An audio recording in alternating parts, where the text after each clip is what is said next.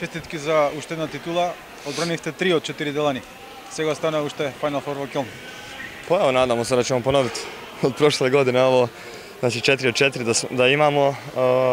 Mislim da je ekipa stvarno u vrhunskoj formi. Sve smo predodredili za ovaj kraj sezone, znači dočekali smo pune snage i jedva čekamo sada da počne i Final Four u Kölnu. Radujemo se naravno svakoj medalji.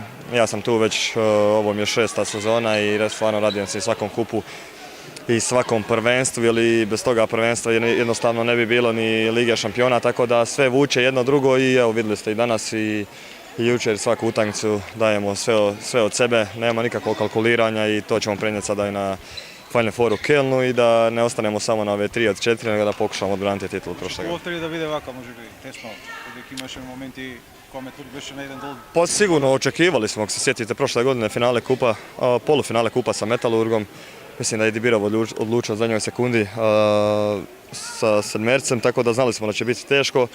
Oni su ušli opušteno, lagano, nemaju što izgubiti. Jednostavno, mislim da su prezentirali danas dobar rukomet. Golman im je bio na vrhunskom nivou danas i to je ono što je stvaralo probleme tokom prvog poluvremena.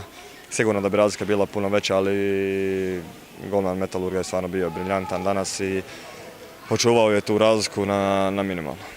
Сега следува Монпелје, полуфинале, малку време за подготовка за тој дуел.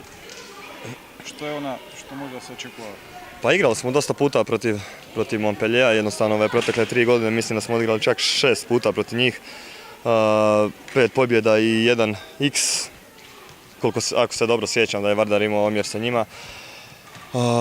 Znamo kakav rukomet igraju, ne puno sistemski, nego jednostavno preferiraju tu 6-0 odbranu, znači koji im igra u napad, igra i odbrani, nema nikakve mijenjanja, nego samo brza tranzicija i ako im uđete u mašinu, gotovi ste, ama mislim da Vardar zna kako igrati protiv takvih ekipa koje su lake, koje brzo trče.